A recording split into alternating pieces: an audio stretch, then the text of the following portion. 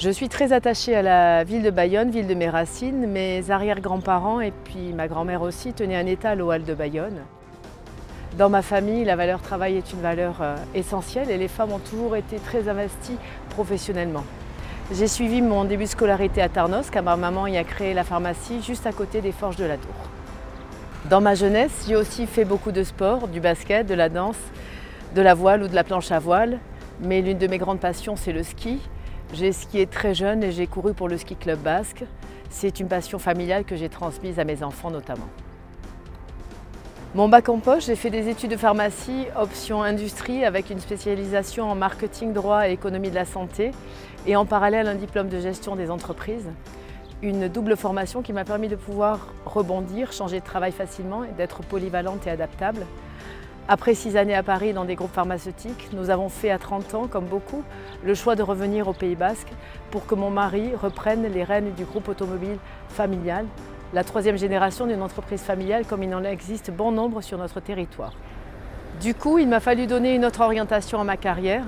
La problématique du travail du conjoint sur notre territoire existait déjà. J'ai donc créé mon emploi avec la création d'une agence de conseil en marketing et communication en 1993 et ce jusqu'en 2006.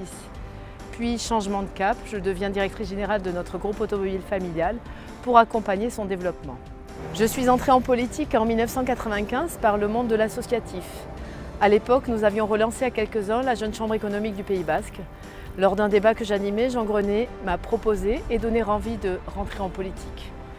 J'ai gravi les marches une à une, d'abord conseillère municipale, puis adjointe au maire, élue communautaire et enfin, depuis 2014, conseillère régionale. Grâce à mes mandats politiques, j'ai pu renouer avec mon premier amour, celui de la santé, car je suis présidente du conseil de surveillance du centre hospitalier de la Côte Basque, un rôle qui me tient aussi beaucoup à cœur. Bien sûr, il faut une bonne force de caractère pour mener une carrière politique en étant une femme. Le chemin est souvent semé d'embûches, mais nous savons faire preuve de notre complémentarité et de notre efficacité. Être exemplaire, travailler avec acharnement, aller au bout des dossiers, gérer à la fois nos vies politiques, professionnelles et bien sûr familiales.